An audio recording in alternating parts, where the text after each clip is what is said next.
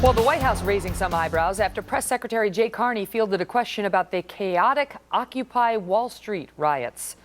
The question came after protests in Oakland took a very ugly turn this weekend.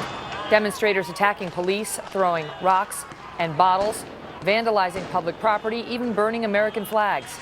During a White House briefing, a reporter asked Mr. Carney if the protesters were taking things too far. Take a listen to his reaction.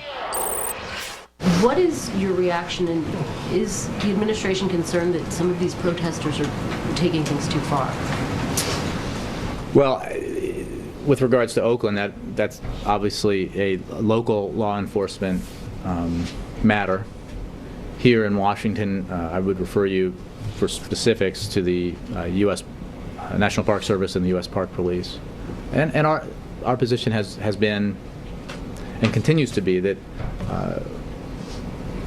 we need to balance First Amendment concerns, the right to demonstrate, the right to speak freely, and with public safety concerns and public health concerns. And we understand that that local law enforcement, as well as in this case, the National Park Service and U.S. Park Police are weighing those considerations when they make these decisions, and that's appropriate.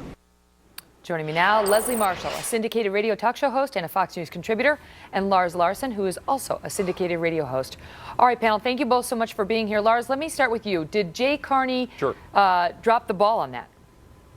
Yeah, he sure did, because this would be an easy one, you would think, for somebody like the president or his spokesman to condemn, to say that obviously it's going too far. Obviously it's putting human life at risk, both the people who live in Oakland, the police officers who have to respond to this. But remember, his boss is that old community organizer. He probably likes a little rumbling in the streets. The thing is, these are people who've never hesitated to condemn the Tea Party for all of the free speech that's done peacefully and productively and without arrests and without violence. But all of a sudden, when it comes to this kind of thing at Oakland, they can't condemn it. They couldn't say butter if they had a mouthful, and it's shameful that Carney and his boss won't do something about this. They could publicly condemn it, and Leslie ought to do it too. You know, Leslie, the president got in trouble once before for weighing in on a law enforcement matter. Remember, in Massachusetts with the police officer, and it resulted in the beer summit. Do you think he's just gun shy now about choosing sides, or is this something bigger and more widespread that he should speak to?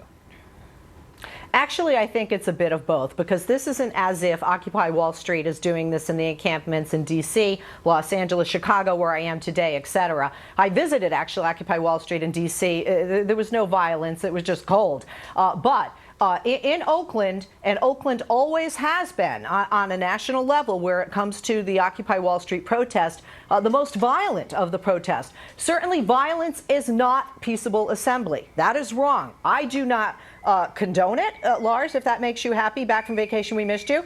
But in addition, the president has to walk a fine line, and not just because it's an election year, Megan. You know this as an attorney. We need all the facts. I mean, the police are saying one thing. Some of the protesters are saying they were arrested illegally. Violence is wrong, but there need to be all the facts before Jay Carney just speaks out of turn. And I do think there is a bit of gun shyness. What about that, Lars? Because we had a soundbite from one of the protesters yesterday saying we did nothing violent, that the police just started unleashing tear gas on us. And so without everything, you know, discovered and on the table about exactly what led to what, should the White House be weighing in on it? Sure, they should. I think you can tell from a distance. You look at what's going on there. I understand that there may be questions of the specific response of officers on the scene. The fact is the president and his spokesman could come out and say, we decry any kind of violence like this. Peaceable assembly and free speech, which Jay Carney went to as the excuse for this stuff, is not an excuse for this kind of behavior. And the president, who should be setting the tone for the country, should have no problem condemning this kind of behavior that forces the police into a position where they have to respond. They have to keep order. And the fact is these protesters know that they're provoking this kind of response, and they're doing it deliberately to make a point, to get on the news, to get whatever message out that they're trying to get out. Leslie, does it change anything for you that it's not just, you know, a clash between the folks on the street, but in Oakland, they broke into City Hall, according to the reports. They smashed glass display cases. We have pictures of them burning the American flag. I mean, clearly things are getting out of control out there. You know, you can argue about your right to protest, but things are getting out of control out there. Should the White House, as you know, somebody who's spoken repeatedly about the 99% and talked about how we have to let them know we understand their struggles. This is talking about the Occupy folks. We have to let them know we understand their struggles. We're on their side, and so on. Should he now take the opportunity to say, hold on? We don't vandalize. We don't upset, you know, community property. You don't vandalize City Hall, and you don't go after police officers.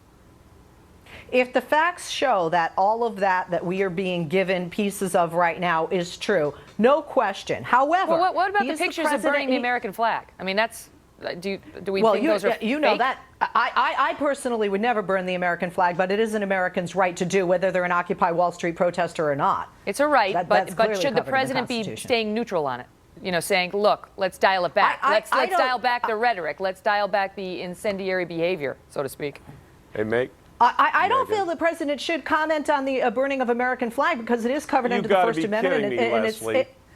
Lars, why should the president comment on the burning of the American flag? If it weren't Occupy Wall Street, you wouldn't even care. Go ahead, Lars. I'll tell you why. Burning the American flag is wrong. It's not illegal, and it is technically free speech, but it's wrong, and this president should speak out. But given the president's background and the church he went to in Chicago, I'm not surprised he doesn't speak out against burning an American flag. In his heart of hearts, what do you think he believes, having listened to Reverend Wright for 20 years? Well, really? Come on, Megan. Is that fair comment? The guy sat there and listened to an anti-American pastor. The president wants to burn American flags? Well, he sat there in the pew for 20 years and listened to that kind of garbage. Lars. Why would he be unhappy about burning the American flag today? We don't have to attack patriotism to have a meaningful debate over whether he should be condemning what we're seeing in Oakland. Let's talk about what's happening. Why isn't he?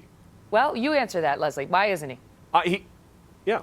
Why isn't the president condemning the burning of the American flag, Lars? Because of what he was told in a pulpit, and I still believe in separation of church and state. I'm asking you, do you have a good reason why he's not condemning it? Get off the grassy knoll. Lars, please. I know you're on vacation and you revived, but I am not connecting the dots there, okay? You know, you want to talk about community service to the church. See, Megan, I don't feel the President of the United States should condemn an action that the Constitution allows each and every American the freedom to do, however repulsive I might find that action. That is the freedom of every American, including you and I, to do, and the President should not condemn that. You know he doesn't want to condemn it. Listen, we got to leave it at that. For now, the White House has said what it has said, and we'll let the viewers decide. Leslie and Lars, thank you both so much. Thanks, Megan. Thanks, Megan.